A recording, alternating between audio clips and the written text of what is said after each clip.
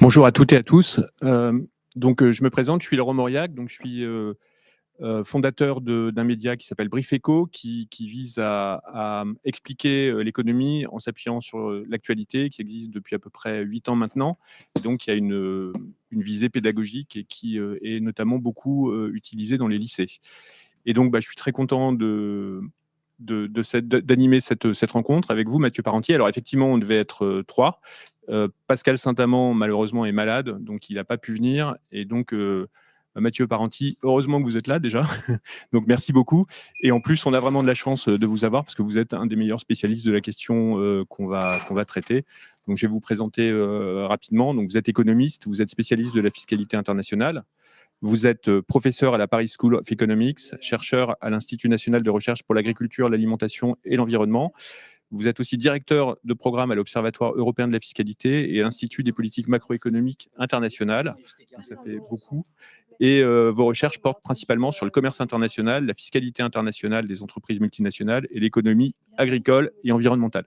Donc effectivement, on va parler de tout ça. On va se demander comment certaines entreprises, le plus souvent des grandes entreprises, arrivent à réduire leur imposition, notamment en recourant à des... Le micro marche pas très bien. Qu'est-ce qu'on fait là? Je pense que c'est le même problème que... Est-ce qu'en parlant un petit peu plus fort, vous allez nous entendre? Bon, très bien. Désolé. Voilà, donc on va aussi voir comment certains États se livrent à une concurrence fiscale pour attirer les entreprises, comment aussi certains particuliers parviennent à diminuer leur imposition. Et on va voir aussi les progrès qui ont été réalisés dans la lutte contre ces phénomènes, avec des dispositions, par exemple, pour limiter le secret bancaire, pour instaurer un impôt minimum mondial. Et on va se demander s'il n'y a pas aujourd'hui un phénomène de frein ou de recul par rapport à ces avancées. Mais peut-être avant de rentrer dans le vif de la discussion, ça serait peut-être utile de préciser en fait, certains termes, et notamment le terme principal de notre débat, qui est la justice fiscale. Donc, peut-être qu'on peut commencer par ça. Qu'est-ce qu'on peut entendre par la justice fiscale face à la mondialisation? Merci. Est-ce que non, je crois que... Non. On a un petit souci de micro qu'on va essayer de régler. Désolée pour ce petit souci. Du coup, je vais vous demander de parler un peu fort. Pendant quelques minutes, ça devrait se régler. Merci. Déjà, merci pour cette invitation. C'est un plaisir de discuter ces thèmes qui sont des thèmes qui m'ont passionné depuis 2009-2010. Alors, pour répondre à la question, qu'est-ce qu'un système fiscal? C'est un système fiscal qui va tenter de répartir la charge fiscale de la manière la plus équitable possible. Alors, la question est qu'est-ce qu'on entend par équité? Alors, définir l'équité, ça nous amène dans des discussions. Oh non, il parle, monsieur. On entend, en fait, non, on n'entend pas. Quand il parle dans le micro, ça fait pas. Ça fait pas le son, on n'est pas décuplé, quoi. Ce qu'on entend un petit peu, c'est en fait l'idée d'une taxation. Je me mets devant la fenêtre et je te dis. Si on va comparer des individus, des ménages avec des revenus distincts, les ménages les plus aisés vont contribuer davantage en termes de part de leurs revenus consacrés à l'impôt que les ménages qui le sont moins. Et de la même manière, pour les entreprises, une imposition progressive signifie qu'une entreprise qui dégage davantage de bénéfices contribuerait davantage à l'impôt sur les sociétés qu'une entreprise qui dégage moins de bénéfices.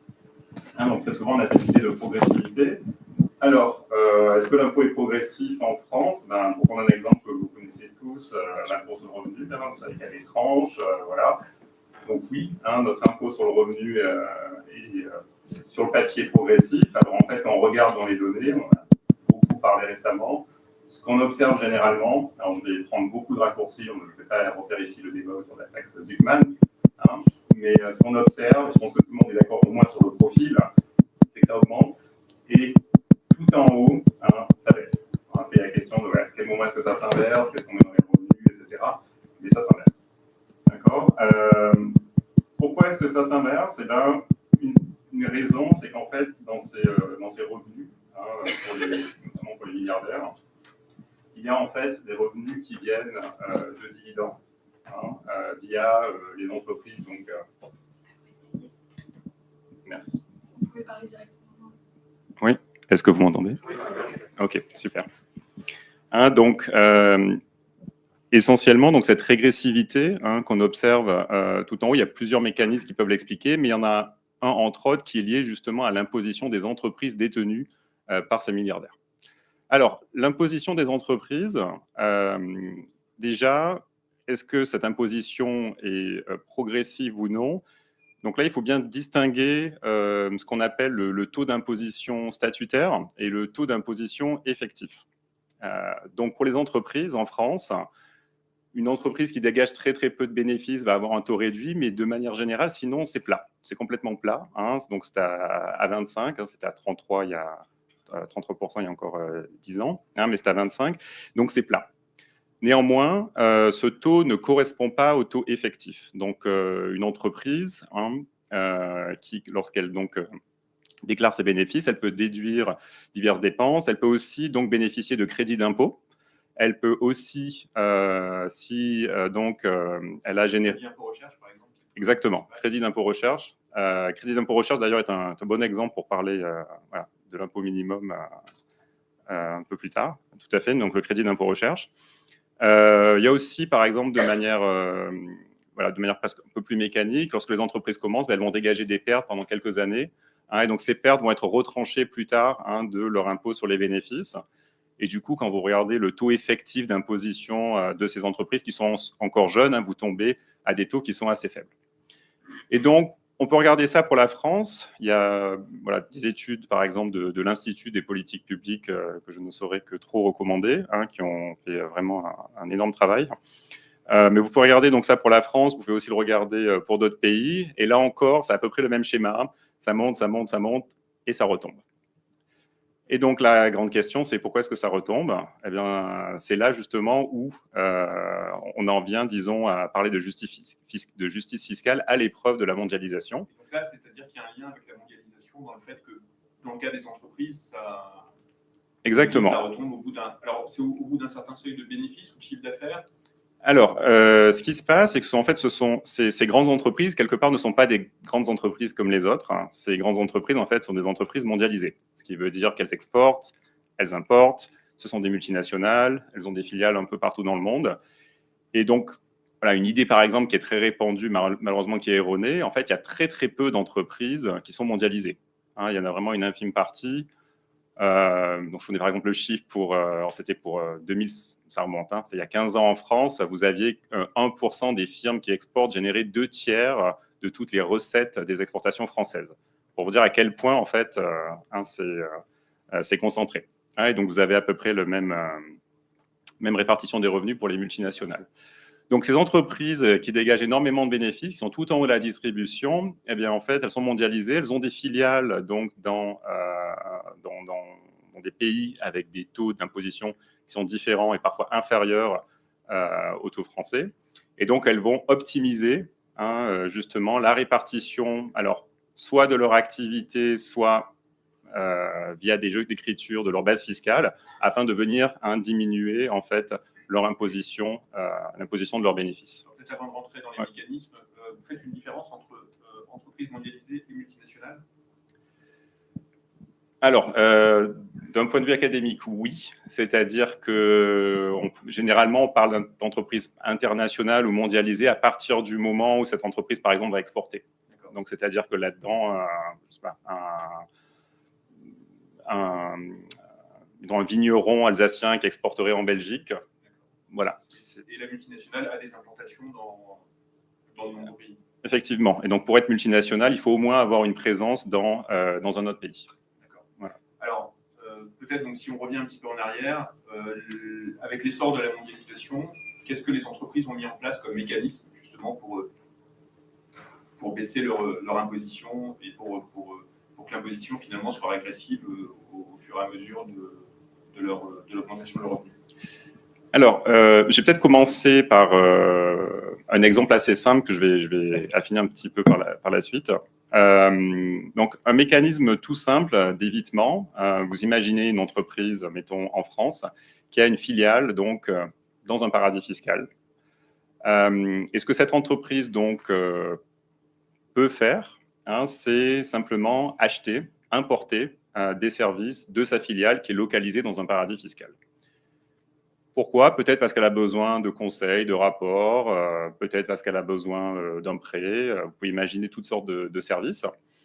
Et donc, en important en fait ce service, ce qu'elle fait en fait, c'est qu'elle augmente ses dépenses et donc qu'elle réduit mécaniquement les bénéfices qu'elle va déclarer en France. Sa filiale, au contraire, ben, elle vous vend de plus en plus et donc elle augmente en fait les bénéfices qui vont être imposés dans ce paradis fiscal. Et donc, mécaniquement, via un jeu de vase communicant, vous vous retrouvez avec des bénéfices en France qui sont très faibles et du coup, qui vont être quand même taxés au taux français, mais il y en a très peu. Et la majeure part de vos bénéfices qui vont rester en fait localisés dans des paradis fiscaux, taxés à un niveau bien inférieur au niveau français. Donc ça, c'est vraiment le mécanisme de base. Alors, dans la réalité, c'est un peu plus compliqué que ça. C'est-à-dire que les entreprises ne peuvent pas, entre guillemets, faire n'importe quoi. C'est-à-dire que si, par exemple, j'achète un rapport, par exemple, de conseil de ma filiale, je ne peux pas, en théorie, mettre n'importe quel prix sur ce rapport.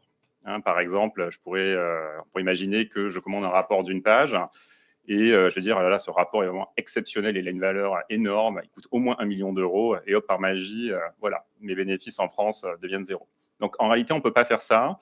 Et donc pour ça, il faut remonter en fait au début du XXe siècle, lorsque finalement les premières multinationales, si vous voulez, ont émergé. Il s'est tout de suite posé une question en fait de répartition des droits à taxer. Pour une raison assez simple, c'est que l'imposition en fait des entreprises, c'est un droit souverain, donc chaque pays veut pouvoir taxer ses entreprises. Bon, maintenant, si mon entreprise est chez vous, qu'est-ce qu'on fait? Est-ce que c'est moi qui vais taxer les bénéfices générés dans votre juridiction ou au contraire, est-ce que c'est la juridiction dans laquelle ces bénéfices ont été générés qui a le droit de les taxer? Donc, il y a des règles qui ont été mises en place. Il y a des accords qui ont été mis en place, des systèmes de taxation, donc qui disait finalement, si l'entreprise est américaine, où qu'elle soit dans le monde, les États-Unis vont avoir le droit de la taxer, mais ils vont venir taxer la partie seulement qui n'a pas été taxée par la juridiction dans laquelle l'entreprise dégage des bénéfices, etc. etc.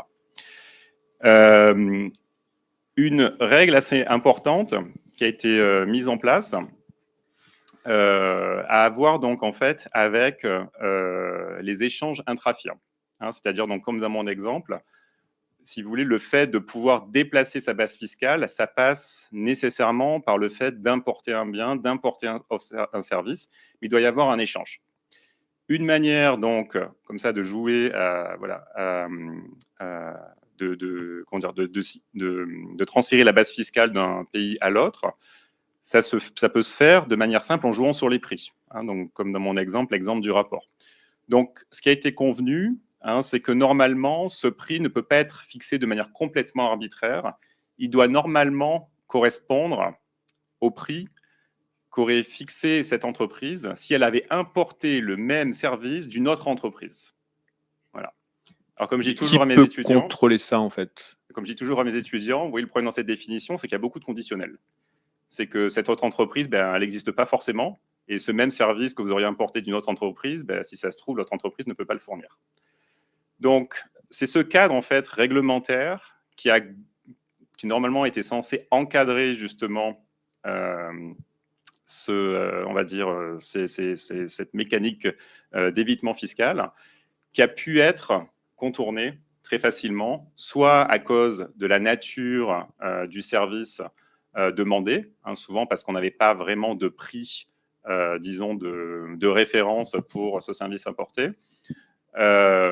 Donc le contournement, ça veut dire concrètement qu'il y ait des transactions entre des différents établissements de l'entreprise dans des pays différents à des prix qui ne sont pas des prix normaux, en fait, qui sont des prix arbitraires et qui, en fait, sont des prix à des fins d'optimisation fiscale. Exactement. C'est à des fins d'optimisation fiscale. Et le problème, donc, c'est ça, c'est qu'est-ce qu'un prix normal? Et donc, pendant un moment, on a dit que c'était un prix de marché. Bon, en gros, qu'est-ce que le marché, par exemple, si Google importe certains services d'une de ses filiales, un service sur lequel il est probablement monopole ou quasi-monopole, bon, il n'y a pas de marché, il ne va pas y avoir de prix de marché. Donc, on rentre tout de suite quand même dans des dans des considérations assez techniques. Et du coup, qu'est-ce qu'ont fait les administrations fiscales? Du coup, elles ont commencé à chercher, à trouver une manière de calculer ce que serait ce prix de marché. Et donc, du coup, pour ça, elles ont commencé, donc il y a plusieurs méthodes. Elles se sont dit, on va chercher, par exemple, à déterminer ce que sont vraiment les coûts de production de ce service. Et après, on va rajouter une marge, etc. Mais en gros, elles sont retrouvées très, très mal équipées pour venir finalement encadrer ces mécanismes d'évitement fiscal. Et quand vous dites les administrations fiscales, c'est chacune de leur côté ou c'est en coordination? Alors, non, essentiellement, là, c'était chacune de leur côté. C'est-à-dire que, donc, quelque chose peut-être qu'il faut bien avoir en tête, c'est que contrairement au commerce, en fait, il n'y a pas d'organisation mondiale de la taxation. D'accord? C'est-à-dire que jusqu'aux récents efforts de l'OCDE, en fait, l'approche, disons, qu'on avait en termes de taxation internationale n'était pas multilatérale. Et donc, je vais revenir là-dessus peut-être un peu plus tard. Mais si vous regardez, par exemple, le paysage des traités de taxation bilatéraux, c'est quelque chose d'absolument impressionnant. Vous avez des pays qui ont 40 traités signés avec 40 partenaires différents, avec des clauses qui sont différentes, etc. Et donc l'OCDE a cherché justement un petit peu à harmoniser tout cela, ou du moins avoir des clauses qui puissent être mises dans tous ces traités pour essayer un peu d'harmoniser ces règles-là. Alors, peut-être avant de rentrer dans ce travail en fait, de l'OCDE et puis des avancées qui ont eu lieu, vous avez employé plusieurs fois le mot évitement. Donc, est-ce qu'on peut faire peut-être un petit point justement là-dessus? On parle beaucoup d'évitement, on parle aussi d'optimisation fiscale et on parle aussi d'évasion fiscale. Est-ce que c'est la même chose ou est-ce qu'il y a des différences? Alors, il y a une différence très importante entre l'optimisation et l'évitement d'un côté et l'évasion, c'est la légalité.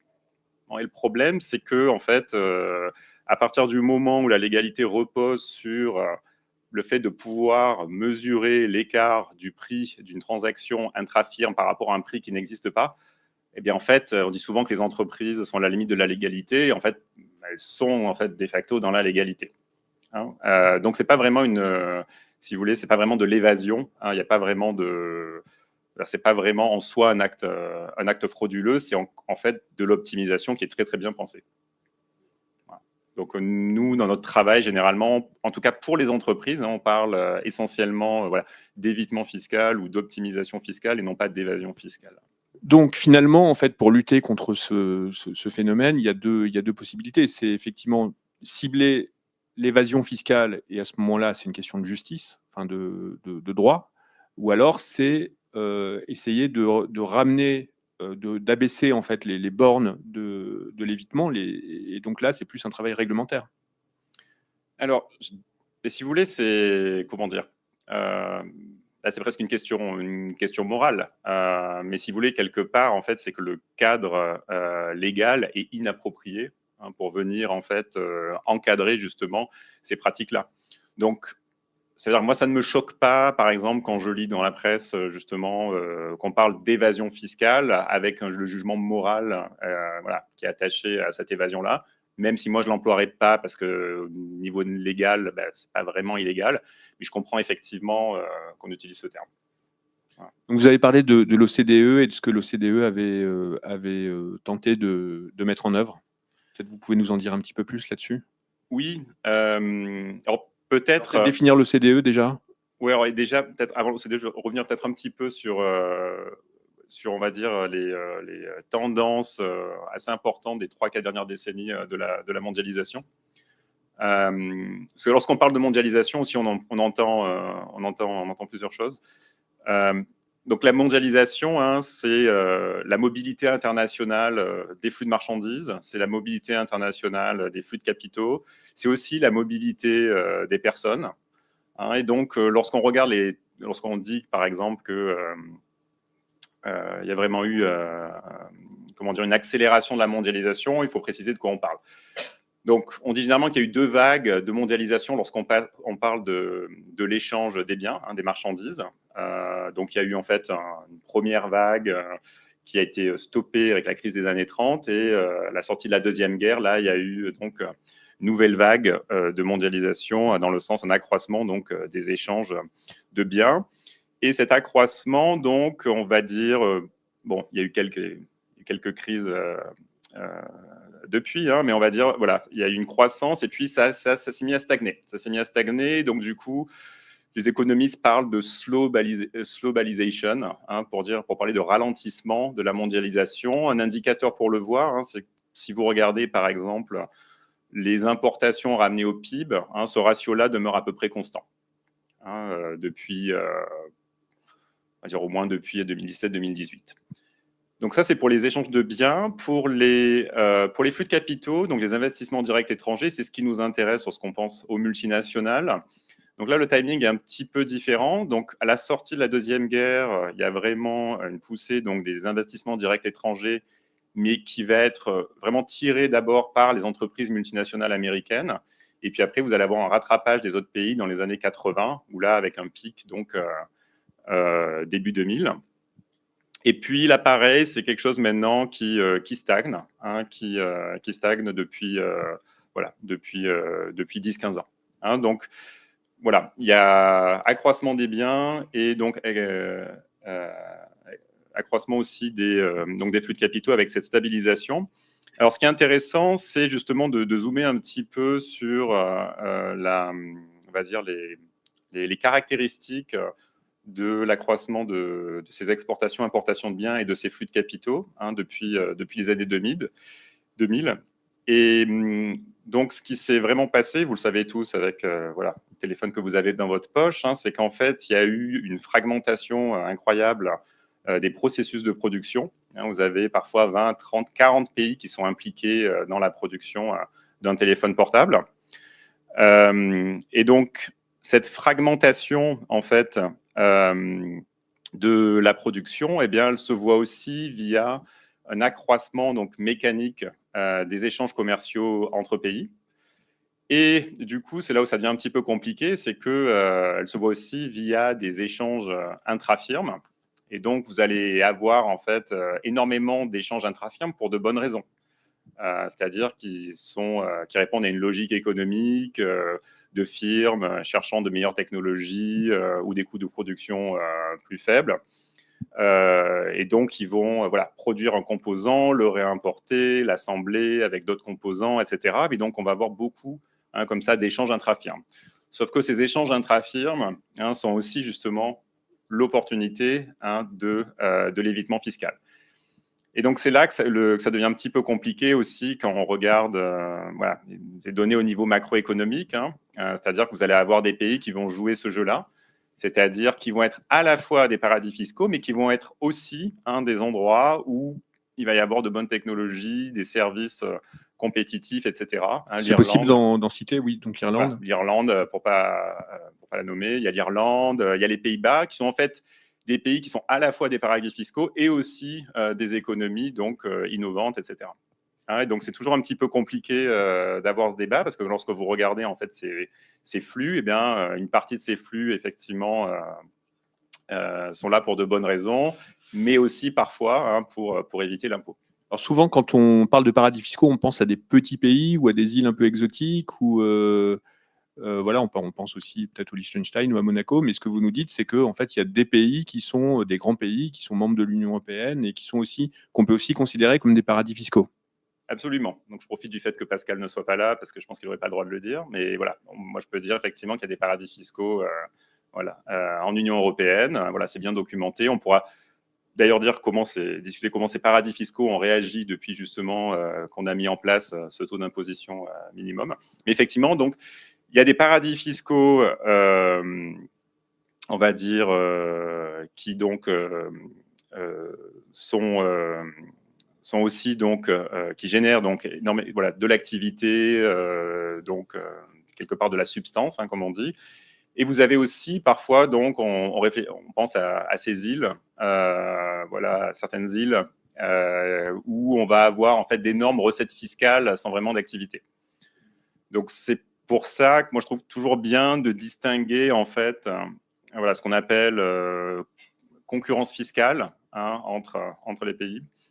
Donc c'est bien de distinguer deux types de concurrence fiscale.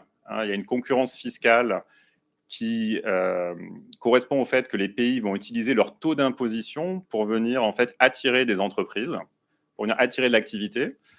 Alors, ça peut se défendre, dans le sens où vous allez avoir des pays, par exemple, qui n'ont pas trop de chance, on va dire, géographiquement, ou d'autres pays qui sont dans une zone entourée aussi par beaucoup de pays pauvres qui n'ont pas un marché, donc avec une demande intérieure assez importante. Et donc, ils vont chercher à compenser ce manque d'attractivité structurelle avec un taux d'imposition plus faible. Voilà. Donc ça, c'est pour défendre. Donc c'est le cas de l'Irlande et des Pays-Bas, par exemple. Ils ont un taux d'imposition pour les bénéfices des sociétés. Alors, pas vraiment. Donc l'Irlande, effectivement, au départ, je pense un petit peu rangé derrière cet argument-là. On est à la périphérie, on a besoin d'un taux d'imposition plus faible. Effectivement. Alors, et après, ce que l'Irlande a fait, une fois que l'activité effectivement a démarré, etc., c'est qu'ils ont joué aussi la carte du paradis fiscal en donnant des crédits d'impôt très, très avantageux. Le taux effectif, par exemple, de compagnies comme Apple, ou les grandes compagnies pharmaceutiques américaines, il a été estimé entre 4 et 7%.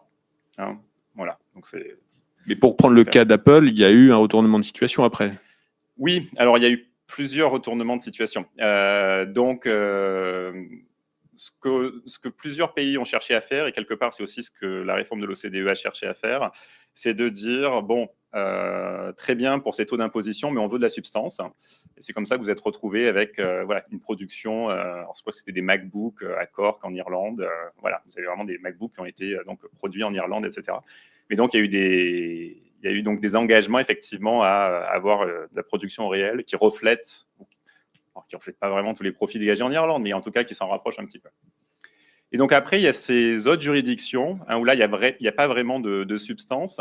Et ça me ramène donc un petit peu aux tendances là, donc, que je décrivais sur les flux de capitaux et d'investissements directs étrangers.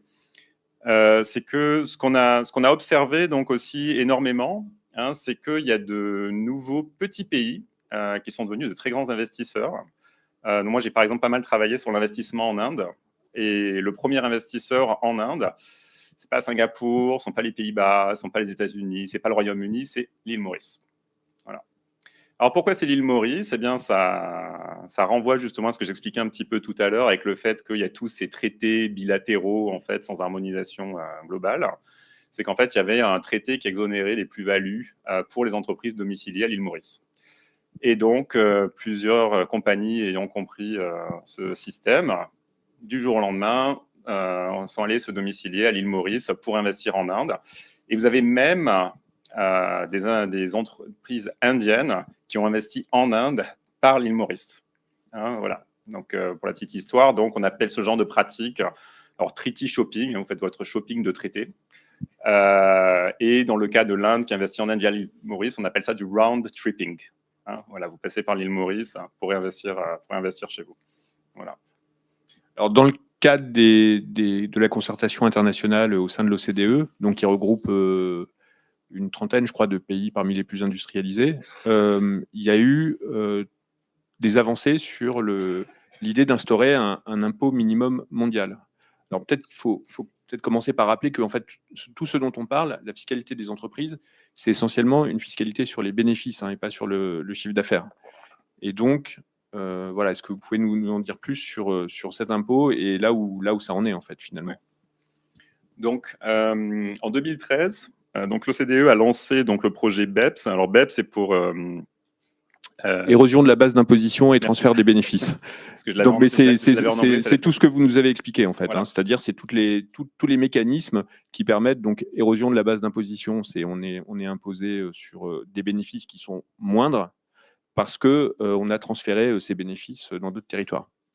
Et donc l'OCDE a commencé à engager donc des discussions, des négociations.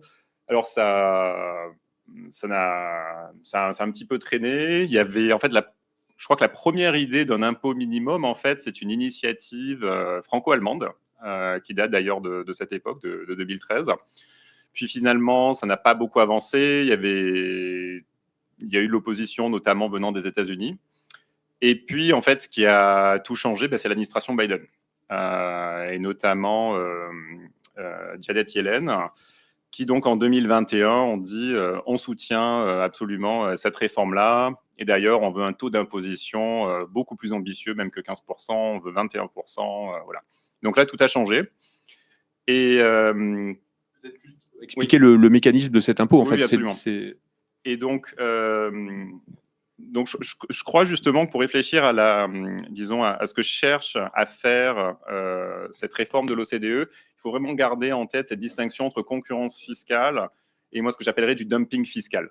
Hein, donc concurrence fiscale, c'est vraiment concurrence entre taux d'imposition pour attirer l'activité, et dumping fiscal, hein, c'est vraiment au contraire, on baisse le taux d'imposition pour attirer les profits, mais sans vraiment attirer l'activité qui va avec. Et donc, la réforme de l'OCDE, son but avant tout, et c'est pour ça d'ailleurs qu'elle a été soutenue par les États-Unis, c'est pas pour limiter la concurrence fiscale, c'est pour arrêter le dumping fiscal. Et donc, la manière dont cette réforme doit, peut-être fonctionnera, c'est de dire qu'on va mettre en place un impôt plancher à 15%. Alors, impôt plancher à 15%, très concrètement, ça veut dire que si vous avez une entreprise américaine qui a une filiale en Europe et qui arrive donc à localiser ses profits dans un paradis fiscal, quoi qu'elle fasse, elle sera taxée à 15%. Et donc, l'OCDE a prévu tout un système de mécanismes pour ça. Ça peut se régler si le paradis fiscal lui-même dit bah, OK, si de toute façon elle va être taxée à 15%, autant que je taxe moi, c'est 15%. Ça peut être les États-Unis qui disent non, mais c'est une entreprise américaine, moi je veux les 15%. Et clause très audacieuse qui dit si le paradis fiscal ou les États-Unis ne taxent pas à 15%, eh bien l'Europe, ou par exemple voilà, la France, où est localisée la filiale, en gros taxera ces 15% à leur place. Voilà. Et donc ça va de pair avec une transparence sur tous les chiffres, en fait. Donc il faut à ce moment-là que tous les paradis fiscaux jouent le jeu et acceptent d'échanger les données. Et il faut aussi que les banques, que le secret bancaire soit levé. Absolument. Alors, une des grandes, disons, je ne sais pas très bien si voilà, l'impôt minimum survivra. Bon, grande question. En revanche, il y a déjà, je pense que l'OCDE a déjà permis, en fait, on va dire, d'instaurer de nouveaux standards avec ce qu'on appelle le country by country reporting, qui en fait maintenant oblige toutes les grandes entreprises à déclarer à l'administration fiscale la ventilation de leurs profits dans toutes les juridictions dans lesquelles elles opèrent.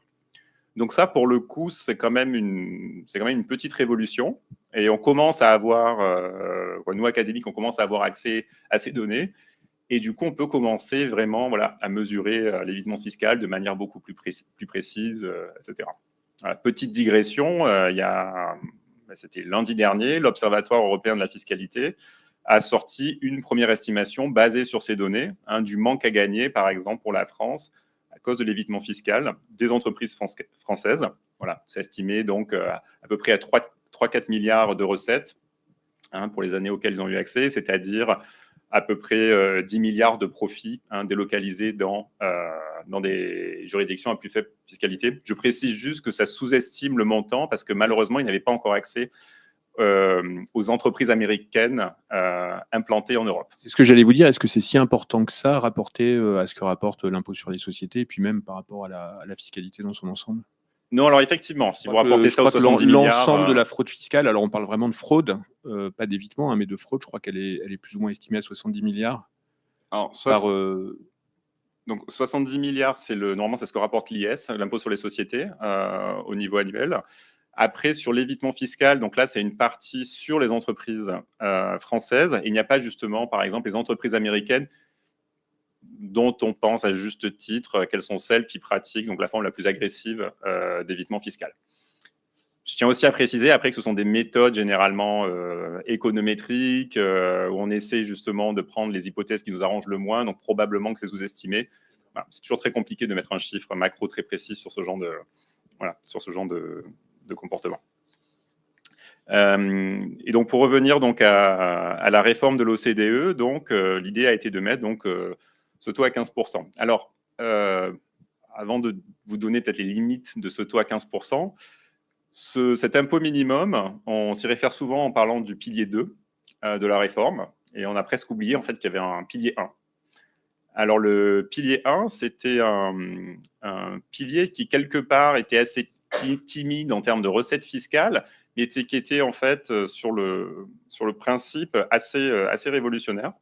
J'en parle au passé parce que je pense que je ne suis pas sûr qu'on voit un jour, disons, le pilier 1 à l'œuvre. Donc, l'idée du pilier 1, c'était de répondre en fait à deux autres objectifs. Un premier objectif, c'était d'arriver à taxer toutes ces plateformes du numérique qui n'ont pas forcément besoin de présence physique sur un territoire pour vendre et dégager des profits. Alors, donc, pour rentrer un tout petit peu plus dans le détail, il y avait un petit peu un problème conceptuel avec toutes ces entreprises du numérique. Le principe fondamental de la taxation normalement internationale, c'est dans les guidelines de l'OCDE, c'est qu'on veut taxer normalement les entreprises là où la valeur ajoutée, là où la valeur est créée.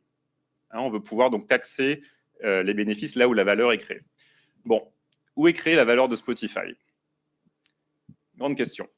De manière générale, tous les services du numérique que vous consommez, vous en êtes aussi les producteurs. Vous êtes aussi les producteurs parce que vous rentrez des informations, alors même sans le savoir, vous choisissez certains films et pas d'autres. Du coup, vous donnez des informations à l'algorithme qui est capable en fait de prédire quel est le prochain film que vous allez avoir envie de regarder. Vous pouvez imaginer ça aussi sur Facebook, où là, pour le coup, vous avez des publicités qui vont être ciblées selon le contenu auquel vous accédez, etc.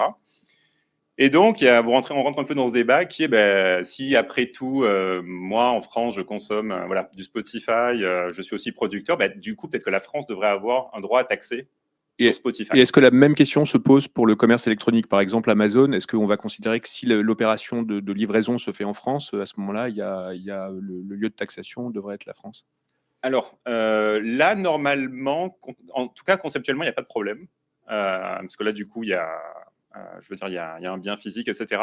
En pratique, effectivement, l'allocation des droits taxés, donc pour tout ce qui est transactions sur les marketplaces, effectivement, est un peu plus délicate.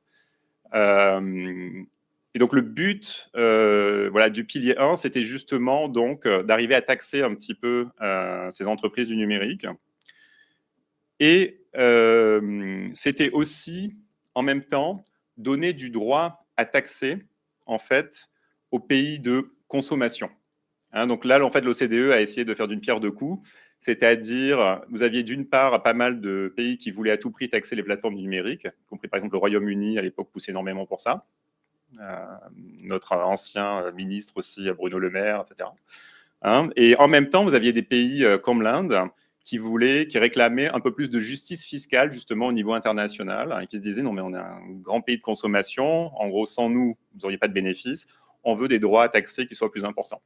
Et donc, ce que cherchait à faire l'OCDE, c'était de redistribuer un petit peu ces droits à taxer, de donner des droits à taxer aux pays de consommation pour à la fois permettre la taxation du numérique et aussi un peu plus de justice internationale.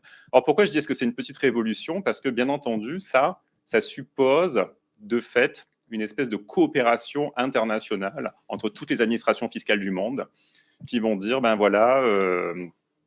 par exemple, telle multinationale, normalement, aurait dû s'acquitter de tel impôt aux États-Unis, mais en fait, il y a une partie de cet impôt qu'on va redistribuer en Inde parce que maintenant, on a redistribué des droits taxés en Inde, etc. Donc, c'est quelque chose qui est beaucoup plus compliqué et qui, de facto, requiert que tout le monde se mette d'accord. Donc, ça, c'était Où est-ce qu'on en est de l'application de ce pilier 1? Alors, donc, une question qu'on pouvait se demander à l'époque, c'était pourquoi est-ce que les États-Unis soutiendraient un truc pareil? Dans le sens où, si on regarde qui sont les grandes entreprises qui allaient payer via le pilier 1, c'était essentiellement une grande partie, c'était des entreprises américaines. Donc là-dessus, ils n'avaient pas tort sur le diagnostic. Alors pourquoi est-ce que Biden était aussi enthousiaste? C'est parce qu'en fait, il y avait les pays signataires de l'accord de l'OCDE devaient s'engager à retirer toutes leurs taxes sur les services numériques. Vous avez peut-être entendu parler, ou vous vous souvenez, de la fameuse taxe GAFA en France, qui existe toujours, qui rapporte à peu près 1 milliard par an. Et donc les États-Unis, en clair, ont dit, OK, on soutient le pilier 1, mais alors on veut un retrait de toutes les taxes sur les services numériques.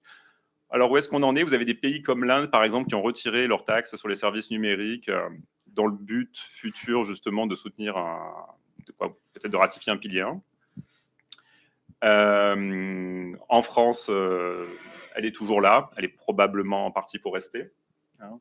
Voilà. Et donc, c'était un petit peu pour rappeler qu'il y avait quand même ces deux piliers avec des objectifs différents et que le seul, finalement, pilier là qui a été temporairement sauvé, c'est le pilier 2, donc c'est l'impôt minimum. Donc cet impôt minimum... Sauvé, mais quand même avec des restrictions par rapport à ce qui était prévu, parce que l'administration Trump n'a pas du tout la même conception que la précédente. Donc, exactement. Donc, il y a... Alors, au niveau international, elle est un peu prise en étau, cette réforme.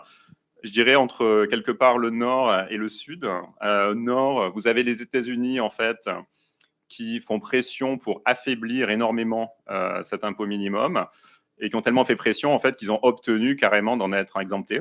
C'est-à-dire que là, les entreprises américaines, vous reprenez l'exemple de tout à l'heure, donc qui a une entreprise par exemple en Europe et qui paierait moins de 15%, elle paiera toujours moins de 15%.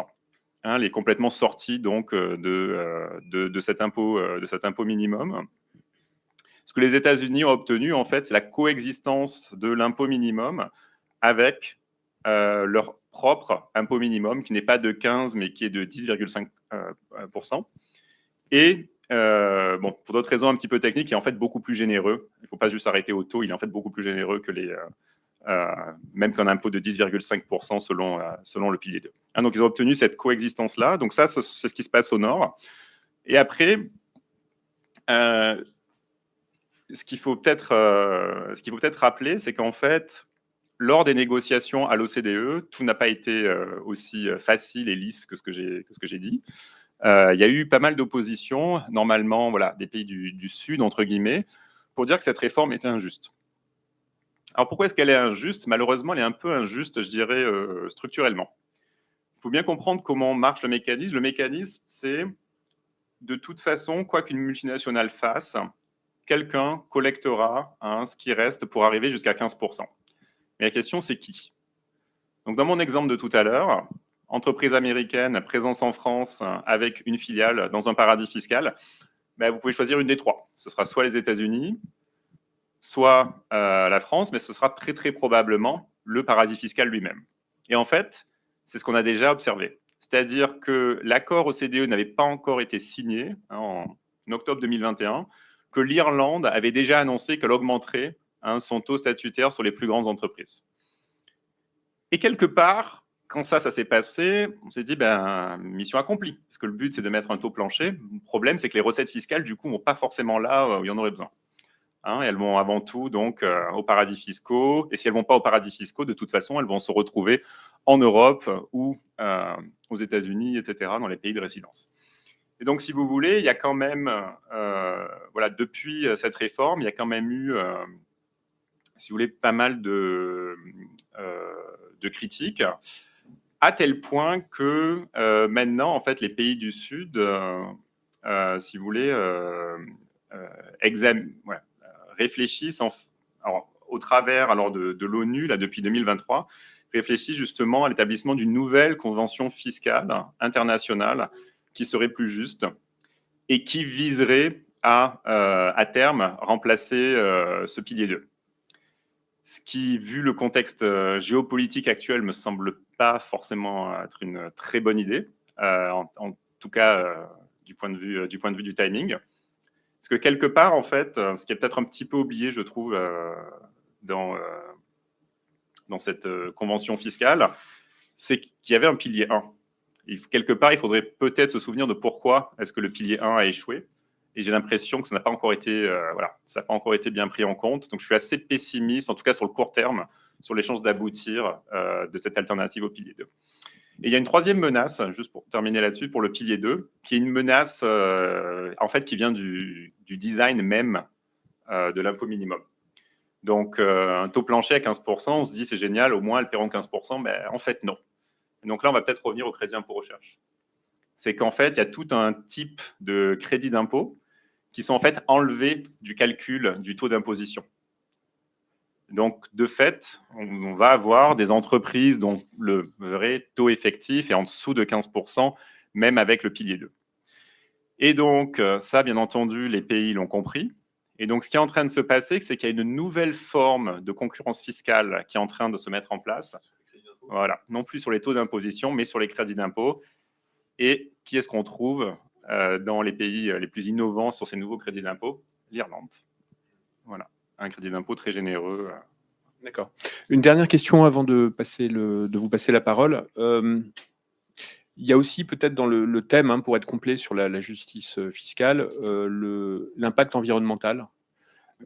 Et donc, en fait, l'idée que voilà, il y a certaines zones géographiques qui ont des restrictions qui sont plus importantes que d'autres, et donc il y a une forme de rééquilibrage à introduire via la fiscalité. Et c'est notamment l'idée de la taxe carbone aux frontières, qui est un projet en fait au sein de l'Union européenne. Et est-ce que vous pouvez nous en dire un mot à la fois sur le principe et puis sur l'application de cette idée? Oui. Donc, l'Europe s'est dotée depuis un peu moins d'une vingtaine d'années maintenant d'un prix carbone. Hein, et c'est-à-dire que toute utilisation, disons, pour un certain échantillon d'entreprises, donc d'énergie fossile, etc., est devenu plus coûteux. Et ce que cette mesure a impliqué, en fait, c'est ce qu'on appelle des effets de fuite. C'est-à-dire que ça a accentué en fait la délocalisation de la production européenne hors des frontières de l'Europe, et ça a donné un avantage compétitif en clair au reste du monde. Et donc, pour remédier à ça, l'Europe donc va se doter donc au 1er janvier 2026 d'une ce qu'on appelle taxe carbone aux frontières. C'est-à-dire que à partir donc, du 1er janvier 2026, si vous importez, par exemple, si vous importez un bien qui est, alors il faut que ce soit dans le secteur de l'acier, aluminium, ou par exemple que ce soit des engrais, hein, et toute une liste de produits concernés, ce bien va être taxé à la frontière en fonction de son contenu carbone. L'idée est toute simple. Hein, c'est qu'on veut en clair que les producteurs européens ou les utilisateurs européens de ces biens et étrangers soient mis sur un pied d'égalité en termes de coût d'utilisation de ces énergies fossiles. Et donc, à partir du 1er janvier, par exemple, tous les agriculteurs qui importent des engrais, par exemple de Russie, vont donc devoir payer ces engrais plus cher avec donc un coût additionnel qui correspond en fait, si vous voulez, au coût carbone de ces engrais. Donc le principe est assez intéressant et vous voyez tout de suite le parallèle en fait avec ce qu'a essayé de faire l'OCDE. Ça revient finalement à mettre un prix carbone plancher. On dit ça, c'est notre prix carbone et on veut, disons, quel que soit le lieu de production du bien, si on l'utilise en Europe, il faut que le prix carbone soit le même pour tout le monde. Alors, si on regarde de très très loin, ça pourrait ressembler à en fait, un tarif, un droit de douane. Mais c'est beaucoup mieux qu'un droit de douane. C'est beaucoup mieux qu'un droit de douane parce que, un petit peu comme la logique que j'expliquais avant pour les paradis fiscaux à augmenter leur taux d'imposition, eh bien, une manière donc de ne pas être soumis à cette taxe carbone aux frontières, c'est tout simplement entre guillemets, d'adopter un mécanisme de prix carbone ou une taxe carbone chez soi, c'est-à-dire d'augmenter le prix du carbone chez soi avant de l'exporter en Europe. Vous voyez, donc c'est la même idée que celle de l'imposition plancher pour les paradis fiscaux. C'est une manière pour l'Europe déjà d'éviter ces effets de fuite. Il y a encore des trous dans la raquette, mais bon, je ne vais pas me lancer là-dedans. Mais on va dire qu'en tout cas, l'idée d'éviter les effets de fuite, c'est également aussi une manière pour l'Europe, quelque part, d'exporter ses standards. Parce que finalement, l'Europe dit, nous, on a décidé que le prix carbone, c'est tant, mettons, c'est 80 € la tonne. Et en clair, si vous ne voulez pas qu'on vous taxe à la frontière, il va falloir que ce soit aussi 80 € la tonne pour vous. Est-ce que ça marche? Eh bien, pour l'instant, vu le contexte géopolitique, de manière assez surprenante, c'est encore là. C'est encore là, et là, dans les négociations qu'il y a en ce moment, par exemple, entre l'Europe et l'Inde pour un accord commercial, eh bien, dans les discussions, il y a cette idée que oui, l'Inde pourrait être en partie exemptée de cette taxe parce qu'elle réfléchirait à adopter elle-même une tarification carbone. Voilà, donc c'est pour terminer sur un tout petit peu d'optimisme. Donc, on va vous passer la parole. Il y a un micro qui va circuler.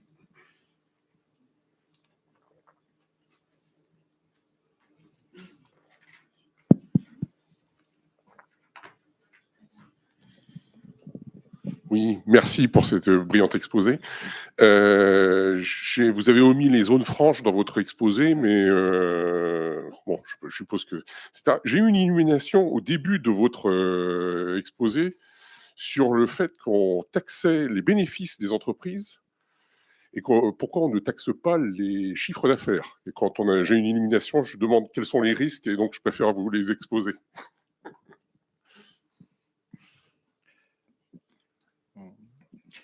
Alors, il y a clairement un arbitrage. On va dire, d'un point de vue purement économique, l'impôt sur les sociétés, en fait, c'est un impôt normalement qui vise à taxer de la rente.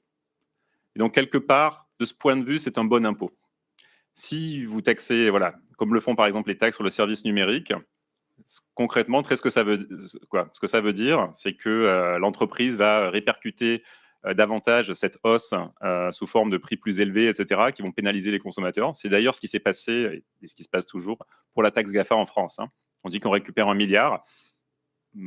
Pas grand monde s'est aventuré à chiffrer combien les consommateurs paient. Parce qu'en fait, les consommateurs paient parce qu'ils paient cette taxe GAFA sous forme de prix plus élevé. Voilà. Alors, quand on taxe justement, non pas le chiffre d'affaires, mais les bénéfices, comme les entreprises peuvent déduire justement tous ces coûts-là, on s'attend, et c'est ce qu'on trouve généralement dans les données, on trouve un impact sur les prix et donc sur le consommateur qui est beaucoup plus faible. Donc de ce point de vue-là, c'est un impôt qui a de meilleures propriétés, meilleures caractéristiques, voilà, qu'un impôt sur le chiffre d'affaires. Après, pourquoi est-ce que je dis qu'il y a un arbitrage? Parce qu'effectivement, taxer le chiffre d'affaires, c'est plus simple. Ouais. Pourquoi pour les particuliers, on ne fait pas un impôt sur l'épargne et pas sur le revenu? Oula, grande question. Je ne vais pas me lancer des bonnes questions.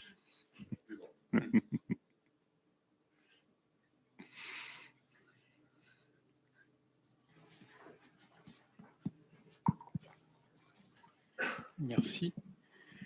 Oui, bonjour, merci pour cet exposé. J'ai une petite question. La taxe carbone aux frontières ne serait-elle pas en fait très préjudiciable à l'Europe et aux entreprises européennes dans la mesure où elle ne s'applique que sur les matières brutes et donc renchérit le coût des approvisionnements des entreprises européennes? On pourrait penser qu'elle devrait plutôt s'appliquer sur les produits de consommation finale parce qu'on se tire un peu une balle dans le pied là. Enfin. L'idée, c'est qu'elle soit étendue à l'ensemble des produits. Alors absolument, quand je parlais de trous dans la raquette, je pensais exactement à ça. Effectivement. Alors d'un point de vue, on va dire, académique, le design de cette taxe est, on va dire, assez incompréhensible. Parce que ce qu'on fait, effectivement, c'est qu'on donne des incitations supplémentaires à délocaliser l'activité. Très concrètement, on dit, ben voilà, si vous importez directement de l'acier, taxe carbone. Si maintenant vous importez la portière, pas de taxe carbone. Donc en l'état, c'est ce qui se passe. Alors, réponse de la commission jusqu'à maintenant, elle est double. Alors, la première, à laquelle j'ai eu droit il y a quelques années, c'est la logique des baby steps de la commission. On commence doucement pour certains secteurs dans lesquels on sait mesurer un petit peu l'empreinte carbone. Deuxième réponse, normalement, d'ici 1 à 2 semaines, on devrait avoir une mise à jour de cette taxe carbone. Normalement, la commission a enfin, j'ai envie de dire, réalisé qu'il fallait prendre en compte donc, toute la production en aval et donc prévoit d'étendre cette taxe carbone. Comment, sous quelles conditions, je ne sais pas, mais en tout cas, voilà, c'est prévu. Mais d'accord avec vous que la première version est effectivement préjudiciable. 。 . 。 . 。 . 。 . 。 . 。 . 。 . . . 。 . . 。 . . . . . . . . . . 。 . . 。 . . . . . . 。 . 。 . . . 。 . . . . . . 。 .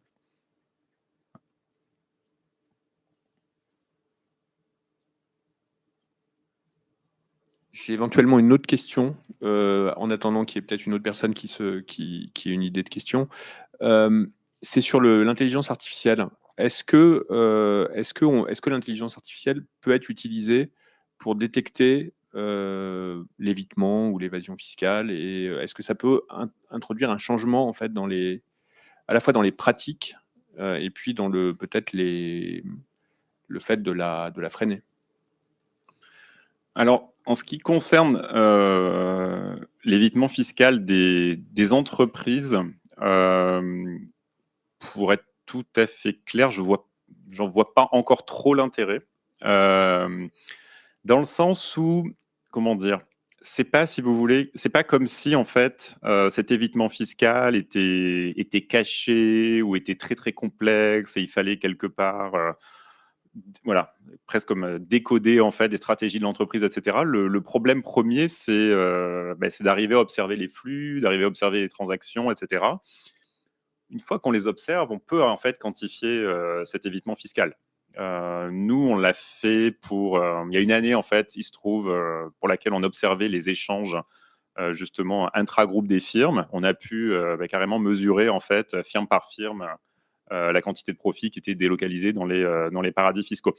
Donc de ce point de vue, ce qui me semble beaucoup plus efficace, c'est d'encourager le type d'initiatives telles que donc cette ventilation là, des profits, ce dont je parlais avant, là, les country by country report, cette ventilation donc, des profits des multinationales. Voilà, ça c'est quelque chose qui peut vraiment faire une différence. Alors, si vous voulez, en fait, je crois si cet évitement fiscal était vraiment voilà, de l'évasion, etc., peut-être qu'il y aurait peut-être davantage d'intérêt pour l'IA. Mais en l'état, en tout cas, en ce qui concerne les firmes, voilà, peut-être que je serai contredit dans quelques années, mais je ne le vois pas trop pour l'instant. Voilà. D'accord. Et puis peut-être aussi pour rebondir sur ce que vous avez dit, c'est vrai qu'on n'a pas parlé des zones franches. On peut peut-être en dire un mot. Donc les zones franches, est-ce qu'on peut dire que c'est un peu comme des sortes de mini paradis fiscaux internes au pays, et quel poids ont-elles? Alors, donc là-dessus, si vous voulez, on s'est beaucoup posé la question, notamment lorsqu'on assistait aux réunions de l'OCDE avant la signature de l'impôt minimum. Donc je dis nous, en tant qu'académique, on se demandait ce qu'allait advenir de ces zones-là. Donc juste, oui, peut-être pour donner un peu de contexte, donc ces zones-là sont des zones en fait qu'on trouve énormément, par exemple en Chine, en Inde, mais dans d'autres pays aussi, dans lesquelles en fait vous avez un régime fiscal très très très favorable. C'est très souvent en fait vous n'avez pas d'impôt sur les bénéfices, ou il est quasiment nul. Ce sont aussi des zones en fait, par exemple, où vous pouvez importer des biens intermédiaires sans payer de tarifs aussi. Hein. Donc ce sont des zones vraiment, voilà, qui sont des petits îlots, effectivement, des petits paradis fiscaux à l'intérieur de certaines juridictions. Sur le papier, l'impôt minimum, normalement, était censé aussi s'appliquer à ces zones-là. Maintenant, si on regarde qui a transposé dans sa loi l'impôt minimum et qui ne l'a pas fait, on attend toujours des nouvelles de la Chine. Hein. Et pareil pour l'Inde. Pour l'instant, effectivement, ces pays n'ont pas trop avancé. Donc, effectivement, en l'état, elles demeurent. Et effectivement, c'est un point très important. Il y en a en France. Après, quantitativement, c'est quand même pas la même chose. Voilà.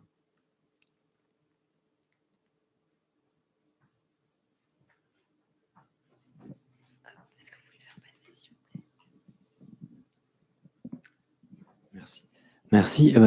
Votre dernière phrase m'a fait justement penser à une question.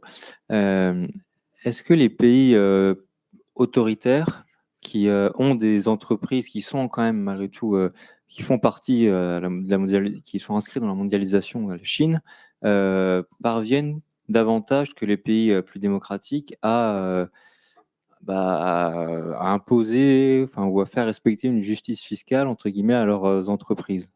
Il y a plus le bâton est plus, les entreprises chinoises craignent peut-être plus le bâton de l'État chinois que des grosses entreprises ailleurs. C'est une bonne question. Je n'ai pas de réponse d'ailleurs générale à vous faire. Je dirais, disons que effectivement, sur le raisonnement tiendrait s'il y avait un bâton. Pour l'instant, il n'y a pas encore vraiment de bâton chinois.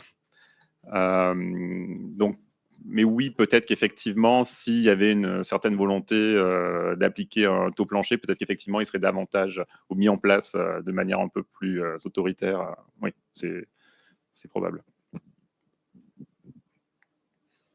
Une autre question. Au début, vous avez parlé d'impôt juste, d'impôt éthique, et vous avez donné l'exemple de l'impôt sur le revenu pour les particuliers.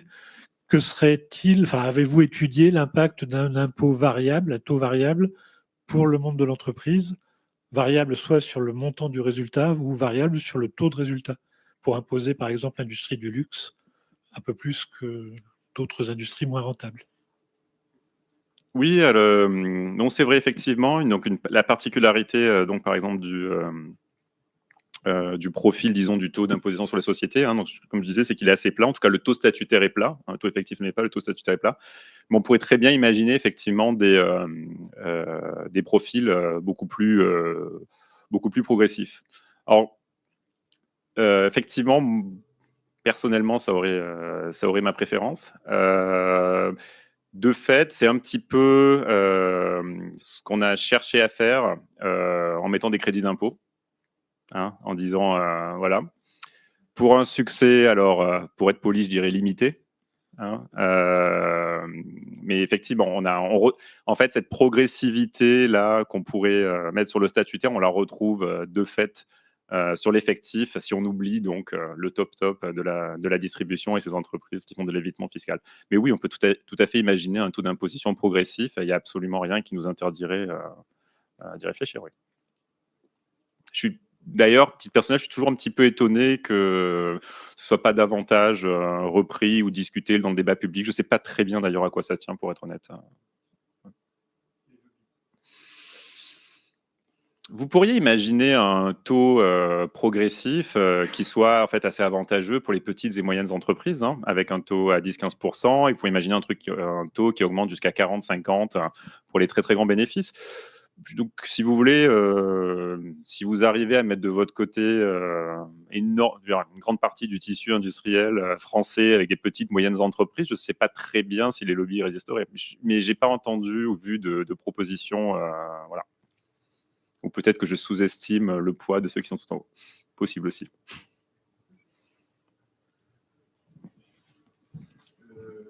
Merci pour votre exposé.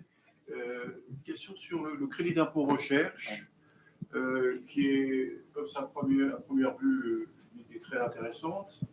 On voit bien l'objectif. Pourquoi est-il aussi décrié quant à ces résultats? Alors, pourquoi est-ce qu'il ne fonctionne pas?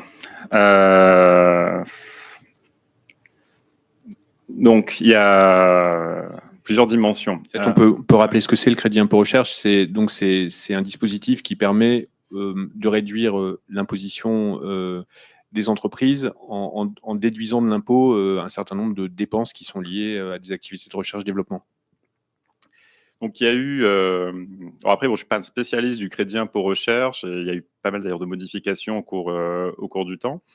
Un premier point, donc, c'était le design, c'est-à-dire qu'est-ce qui compte pour de la dépense en recherche et développement? Est-ce que, par exemple, voilà, acheter des services pour améliorer une page web, si cette page web est conçue par un doctorant, est-ce que ça, c'est de la recherche et développement? Donc, il y a un premier souci, je pense, qui est, on va dire que l'impôt n'a pas été très, très bien conçu. Deuxièmement, il y a une des raisons pour lesquelles il est décrié, c'est que en fait, ce crédit d'impôt, si vous, vous pouvez en bénéficier, mais vous ne l'utilisez pas, par exemple, parce que vous ne dégagez pas de profit, il vous est remboursé. Et donc, vous avez des entreprises, peut-être pas citées ici, mais qui sont très profitables. Alors, elles ne sont pas profitables en France, elles sont profitables ailleurs. En France, elles affichent des bénéfices très proches de zéro, pas qu'en France, en Europe d'ailleurs, et elles reçoivent en fait le crédit d'impôt remboursé. hein, donc ça aussi, c'est un petit peu problématique. Troisième point, qui est peut-être un peu plus discutable, c'est que ces dépenses en recherche et développement ne sont pas tenus d'être en France. C'est-à-dire que vous pouvez, par exemple, vous pouvez avoir des dépenses en recherche-développement d'une entreprise, par exemple, allemande. Vous pouvez faire de la sous-traitance en Allemagne et toujours obtenir le crédit d'impôt recherche pour ça. Ce qui pose un petit peu la question de la finalité du crédit d'impôt recherche. Alors, d'un côté, on se dit, si ça permet donc d'avoir un service de meilleure qualité, etc., très bien. D'un autre côté, est-ce qu'on a vraiment envie que ce qui ressemblerait un petit peu à la politique industrielle française bénéficie à notre pays? Voilà, donc ça peut être aussi discuté. Donc ça pourrait être les 3 points que j'ai en tête. Ouais. Donc, en résumé, c'est censé favoriser la recherche, mais il y a plein d'utilisations possibles qui ne remplissent pas cet objectif. Oui, c'est mon point de vue. Est-ce qu'il y a encore une question? Bon, voilà, c'est parfait. Merci.